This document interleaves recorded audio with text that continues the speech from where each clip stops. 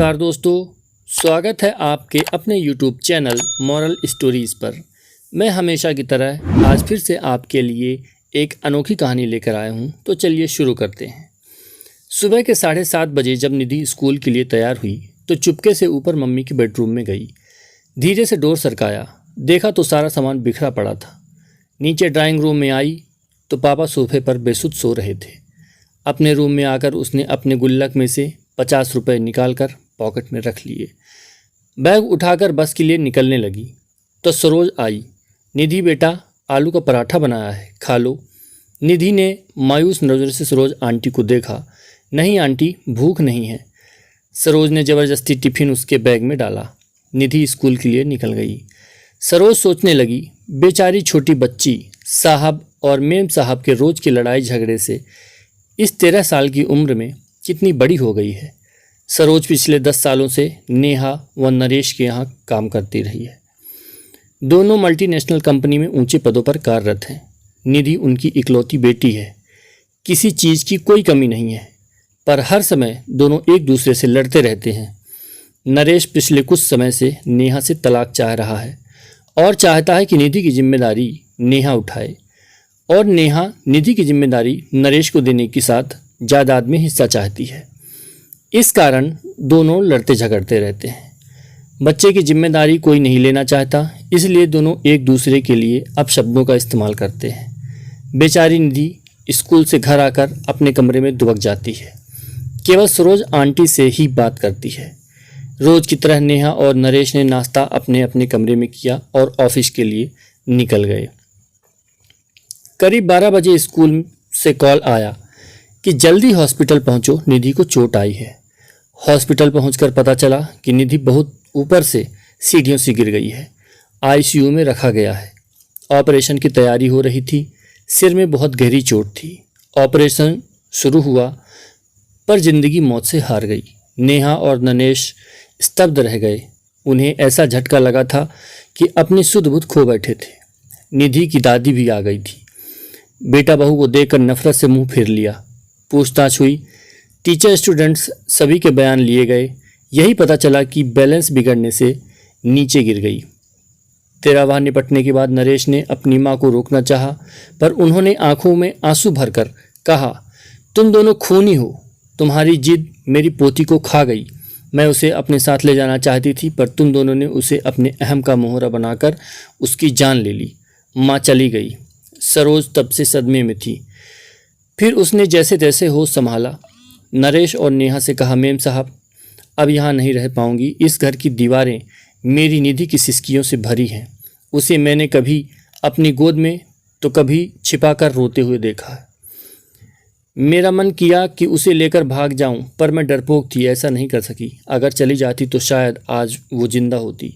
नरेश और नेहा के पास अब शायद कहने को कुछ नहीं था। जैसे जैसे दिन बीत रहे थे, उनका लड़ाई झगड़ा एक अजीब सी बर्फ में तब्दील हो चुका था। उनकी सारी भावनाएं अंदर ही अंदर एक खामोश अख्तियार बन चुकी थी। संडे का दिन था। बड़ी मुश्किल से नेहा ने निधि के रूम में जाने की हिम्मत जुटाई थी। महीनों दोनों उसके कमरे में कदम नहीं रखते थे। कैसे माँ बाप थे वो दोनों। उसका रूम, उसका बेड, तकिया, उसकी किताबें, उसकी पेंसिल, पेन, स्कूल बैग सब वैसे ही रखा था। अलमारी खोली तो उसके कपड़े नीचे गिर पड़े।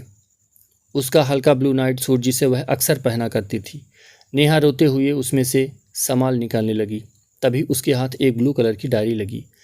उसने कांपते हाथों से उसे खोला। आगे के कुछ पेज फटे हुए थे। पेज दर पेज टूटे दिल की दास्तां छोटे छोटे टुकड़ों में दर्ज थी। मम्मी पापा, मैं आपको डियर नहीं लिखूंगी, क्योंकि डियर का मीनिंग प्यारा होता है। पापा, आप मम्मी को कहते हो कि तुम्हारी बेटी, और मम्मी आप पापा को कहते हो कि तुम्हारी बेटी। आप दोनों ये क्यों नहीं कहते कि हमारी बेटी। अगले पेज पर था, पता है जब मैं मामा जी के घर जाती हूँ, मामा मामी मुझे बहुत प्यार करते हैं। मामी अनु को जब प्यार से मेरा बच्चा कहती हैं तो मुझे लगता है कि मैं प्यारी बच्ची नहीं हूँ। मम्मा, मैं तो आपका सारा कहा मानती हूँ, फिर भी आपने मुझे कभी मेरा बच्चा नहीं कहा। एक पेज पर लिखा था, मम्मी, मैं जब बुआ के घर जाती हूँ तो वो भी मुझे बहुत प्यार करती हैं, पर खाना हमेशा नक्श की पसंद का बनाती हैं। मम्मा, मुझे राजमा बहुत पसंद है। मैंने आपको बनाने को कहा था, पर आपने कहा मुझे परेशान मत करो, जो खाना है सरोज आंटी को बोल दो। वो बना देंगी। मम्मा, मैंने राजमा खाना छोड़ दिया, अब अच्छा नहीं लगता। पापा, मुझे आपके चिल्लाने से बहुत डर लगता है।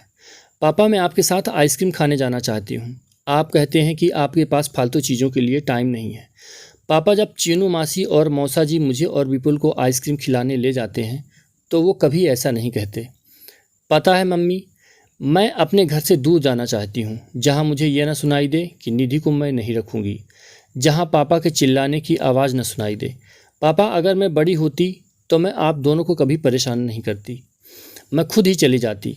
मैं आप दोनों से बहुत प्यार करती हूँ, आप दोनों मुझे प्यार क्यों नहीं करते। एक पेज पर था, I love you Saroj aunty, मुझे प्यार करने के लिए, जब मुझे डर लगता है अपने पास सुलाने के लिए, मेरी हर बात सुनने के लिए। अंतिम पेज पर था, दादी आई लव यू, आप मुझे यहाँ से ले जाओ, आई प्रॉमिस मैं कभी तंग नहीं करूँगी। नेहा डायरी को सीने से लगा के ज़ोर ज़ोर से रो पड़ी। नरेश भी उसकी रोने की आवाज़ सुनकर आ गया। नेहा ने डायरी उसे पकड़ा दी। पेज दर पेज पलटते हुए उसके चेहरे के भाव बदलते जा रहे थे। वह खुद को संभाल नहीं पाया, ज़मीन पर बैठ गया। नेहा रोते हुए बोली, नरेश, पता है वो एक्सीडेंट नहीं, आत्महत्या थी, सुसाइड था। जिस रिश्ते को हम बोझ समझते थे, हमारी निधि ने उससे हमें आज़ाद कर दिया। नरेश, हम दोनों ने अपनी बच्ची का खून किया है। नरेश फूट फूट कर रो पड़ा। ये कहानी उस घर की है जहाँ माँ बाप बच्चों के सामने लड़ते हैं या घर टूटकर बिखर जाते हैं, और उन टूटते रिश्तों का सबसे बड़ा खामियाजा बच्चे भरते हैं। अगर आप अच्छी परवरिश नहीं दे सकते तो अपने बच्चों को जन्म देने का कोई अधिकार नहीं है। अच्छी परवरिश का मतलब रुपए, पैसे, सुख सुविधाओं का होना नहीं है। इसका मतलब है कि बच्चों को जब ज़रूरत है तो आप उसके कितने करीब हैं। दोस्तों, मेरी कहानी कैसी लगी मुझे कमेंट करके ज़रूर बताइए। अच्छी लगी हो तो एक लाइक कर दीजिए, अपने दोस्तों के साथ शेयर कीजिए, मेरे चैनल को सब्सक्राइब कीजिए तथा बेल आइकॉन को प्रेस कीजिए। ऐसी ही कहानी आप तक पहुंचते रहेंगी। धन्यवाद।